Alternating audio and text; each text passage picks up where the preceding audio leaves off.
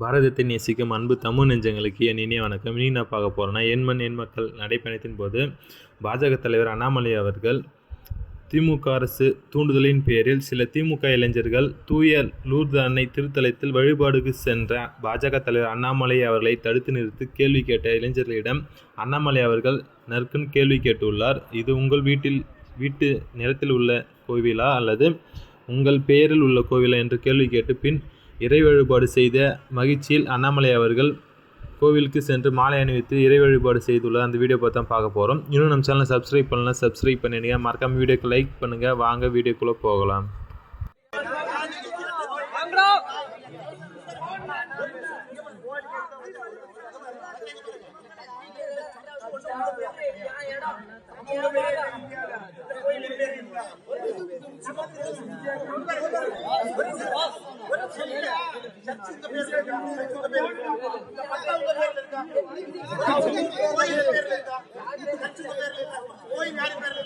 எல்லா மக்களோட குடும்பம் இருக்கு.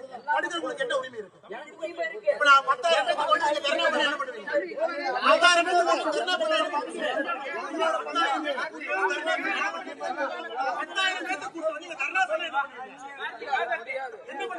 உங்க பேர்ல சர்ச்சிருக்கா? உங்க பேர்ல சர்ச்சிருக்கா?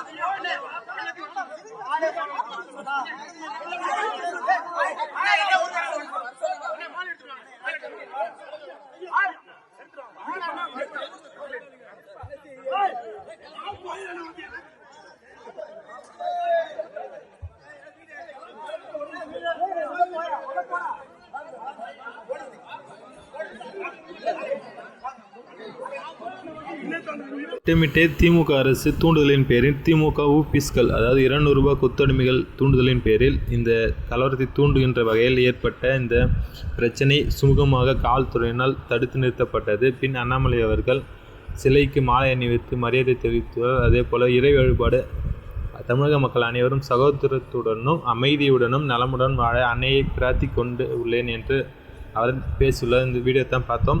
இன்னும் நம்ம சேனல் சப்ஸ்கிரைப் பண்ணலாம், சப்ஸ்கிரைப் பண்ணிடுங்க.